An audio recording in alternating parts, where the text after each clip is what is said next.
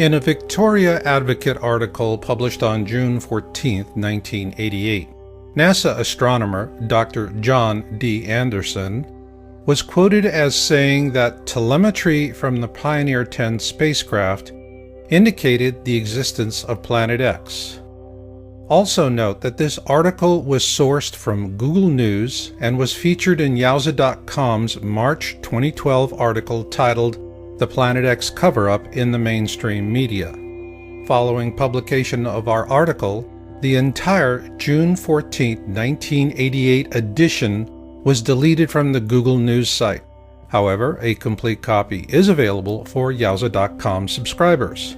But what is relevant here is that Anderson is a NASA astronomer with one heck of a resume, and what he said in that 1988 news article was powerful. In that article, he said, "We have a 90 to 99% confidence that Uranus and Neptune are being disturbed, and by one candidate for that is a single Planet X." At that point, our government became more interested in keeping public attention focused much closer to home. After all, if you can't see it, it's not there, so go back to sleep, America. Nothing to see here. However, a few curious minds had other notions. On October 1988, Dr. Robert S. Harrington, the chief astronomer for the U.S. Naval Observatory, published his paper, "The Location of Planet X," in the Astronomical Journal. In an August 30, 1990 television interview with Zecharia Sitchin, Harrington also said that Pluto had been a satellite of Neptune, but it was dislodged by Planet X, which he believed could possibly sustain some form of life. He also showed Sitchin a diagram he had created approximating the location of Planet X. Following that interview, Harrington commissioned the construction of a special telescope for a Planet X photographic sky survey in 1991, which was completed at the Black Birch Observatory in New Zealand. The New Zealand observations were performed using Harrington's calculations, and the results were sent to NASA. However, those films vanished and have never been seen again, which leaves us with a big question. Did Harrington actually find Planet X, Neptune's perturber?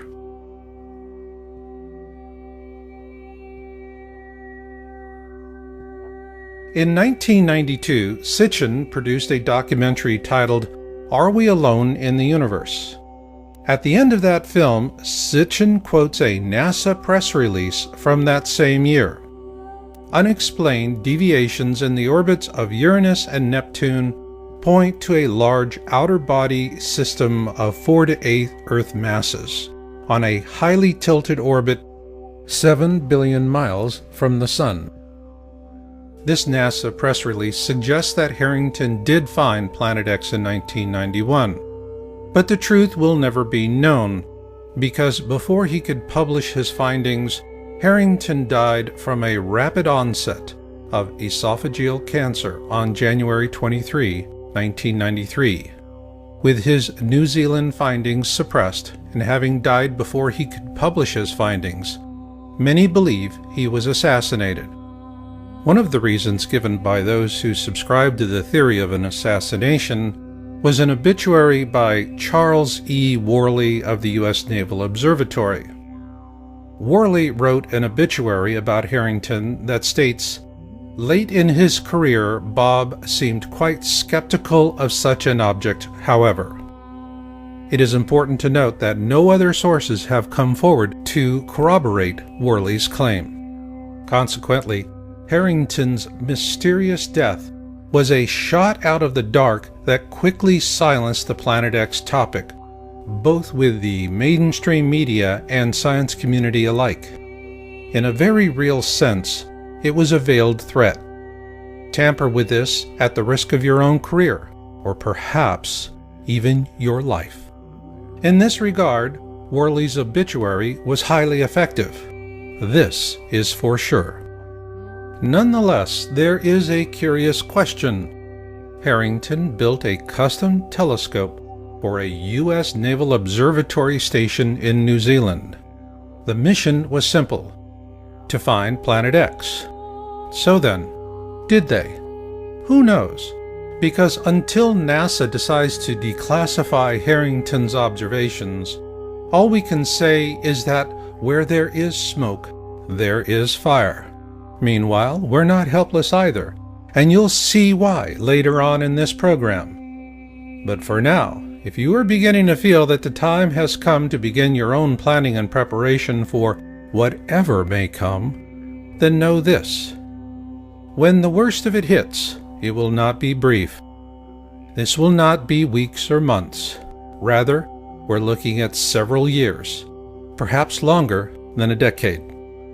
What this means is that your supplies, no matter how much you have on hand, is nothing more than a buffer. It buys you some time to work something else out. To optimize that opportunity of time, gather knowledge now, because after things run out, knowledge will help you to endure. And now, I'd like to share some of this very knowledge with you. It's something I've put a lot of work and love into because I know it will help people to make it to the backside. And that is what I'm all about. For those in preparation and planning, healthcare is always a problematic area because it is focused on the pills, potions, and supplements preppers set aside to help get themselves through a cataclysm. And it is problematic because all things physical play out. So a practical solution is what we call transition planning. So is this a December 21, 2012 solution? No. In our last video, Planet X System Observations and Orbital Path Analysis, we addressed December 21, 2012 as an awareness event. It was media-driven and it was successful in creating awareness, so on that regard, mission accomplished. Now, transition is the mission. Simply put, surviving the worst of times begins with surviving the best of times. So in this program, we want to introduce the core concept of transition planning. It is a 4-stage survival resource rating system. Stage 1 is cataclysm awareness. This is when the mainstream media begins to seriously report the news to the public at large, and panic buying ensues. If you're not prepared by this time, be ready for long lines and short supplies at the store. Stage 2 is cataclysm events. Simply put, the first to fall will most likely be the last to know. But planning and luck will also play equal roles. While planning and preparation is not a guarantee that you and your loved ones will survive these events, it will, however, dramatically increase your odds of survival. And with repeated events, expect all or part of your survival stores or caches to be exhausted, lost, or stolen. Stage 3 is post-event. Those who survive the cataclysm event will search for survivors and pull together into small, self-organized groups. While most preppers set aside enough for themselves and their loved ones, as a member of a larger survival group, you'll also share with them as well. This is when the bulk of your physical supplies will be used up. Stage 4 is the backside. This will be the time years into the future when those who survive all the worst that man and nature can throw at them live to see blue skies once again. By this time, all medical supplies will have long been exhausted, and what you'll have is knowledge. Of paramount importance will be the kind of knowledge that helps you with survival wellness and developing sustainable ways of growing food and medicinal herbs. This brings us to the simple metric of our transition planning system. It's a rating system. You rate your resources, physical and knowledge, in terms of how far they'll get you through the process. Here are a few examples. The internet is a fabulous stage 1 resource. but it likely will not go much further than that. A fire extinguisher is a handy Stage 2 resource. Have one on hand. And off-road bicycles will be an ideal Stage 3 resource for getting around when there's not much left in the way of roads. And long after the internet, fire extinguishers and off-road bicycles have rusted away, knowledge will continue to endure, especially survival knowledge like Danjon breathing. Danjon breathing was created by Korean ruling elites back in the early days of acupuncture. These people were not worried about dying from hunger or thirst. Rather, they lived in fear of catching a cold, hence the old expression, "Don't catch your death of cold."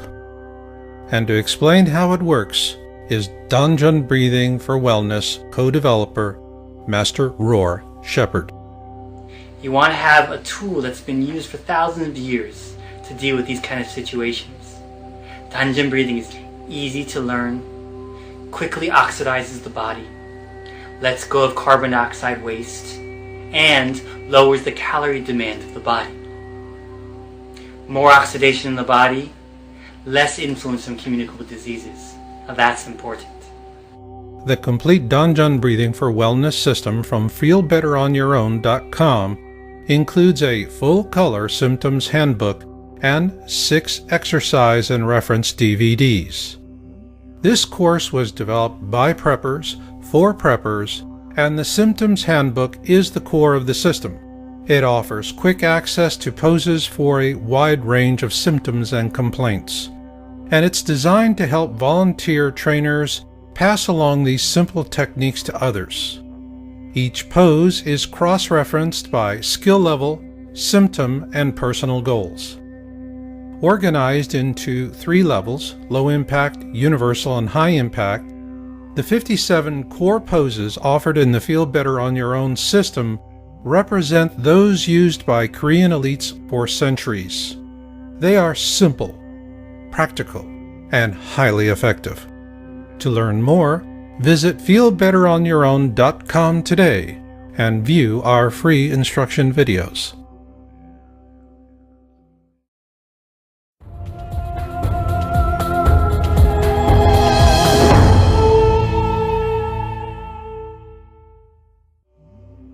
Imagine that you knew about the stock market crash of 1929 well in advance of the common man. Obviously, you could use such advanced knowledge to reap windfall profits from the misery. That is, assuming you were to keep the knowledge a secret.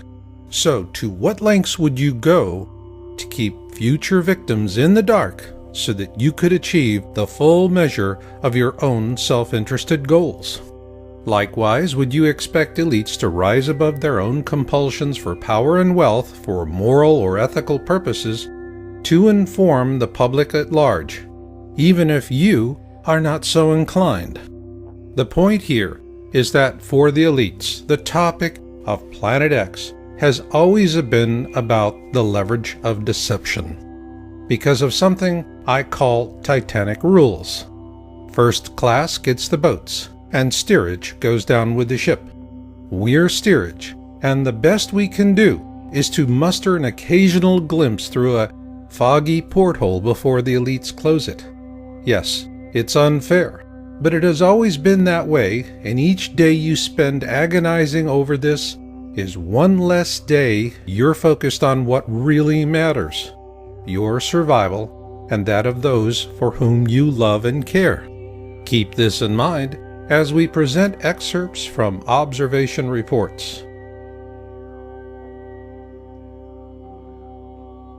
On April 24, 2006, Yowza.com broke the story on the South Pole Telescope, SPT, in Antarctica. The stated mission for the SPT really doesn't make a lot of sense because the same science could be done somewhere else at a fraction of the cost.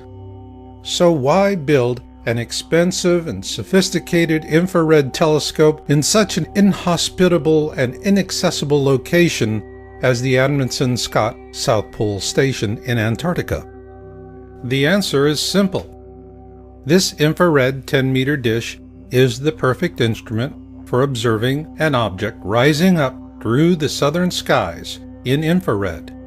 And once they turned it on in January 2007, that's exactly what happened.